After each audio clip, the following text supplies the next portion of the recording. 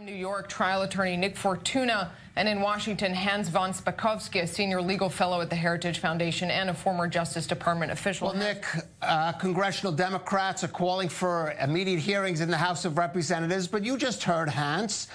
The president has the right to change the attorney general. The new AG has the right to make himself familiar with the investigation. What is there to investigate here? Well, they're going to look at why he changed the attorney general, what the conversations were between Trump and Whitaker, which is Matthew Whitaker is now the acting attorney general. They want to see if it supports obstruction of justice charges, if there's any kind of quid pro quo in asking him to be the acting attorney general in exchange for putting some pressure on the Mueller investigation, whether or not to terminate it or to reduce the amount of funds or cut off funds for the Mueller investigation.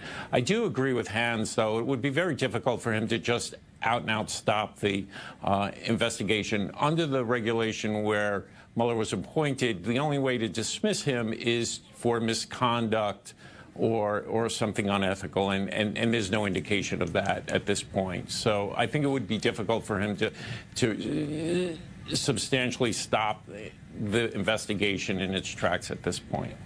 I agree with you. He does have a lot of power over the investigation, but there are counters to that.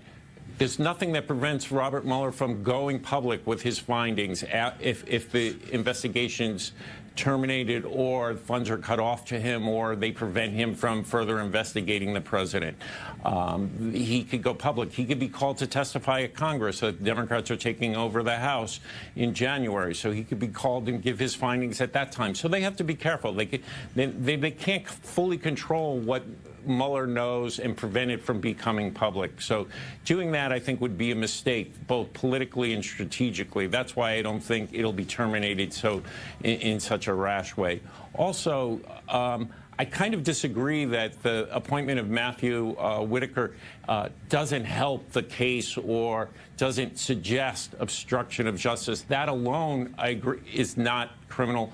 But of all the things that Trump has said publicly about the attorney general, seeking to have him prosecute or investigate his political adversaries, trying to use the Justice Department, which is supposed to be an independent agency, independent from the executive branch, for political purposes, this would suggest having someone with such a close relationship, someone who wasn't confirmed by the Senate to take over the investigation, might be problematic for the president. Nick, is that a political attack or is there some legitimate legal argument there? I think it's a political attack. And also, you know, look at what we're focused on. We're focused on just the Mueller investigation. That's the only reason Jeff Sessions was fired. He put in place a very conservative prosecutorial agenda. He changed the policies of the Justice Department to comply with conservative Republican ideals. There isn't anyone in Republican circles that had a complaint about Jeff Sessions and how he was running the Justice Department. The only reason he was fired and he was being attacked is because of the Mueller investigation. So I think this is all political. It's all Trump trying to protect himself, and the attack on the FISA warrants as well is political.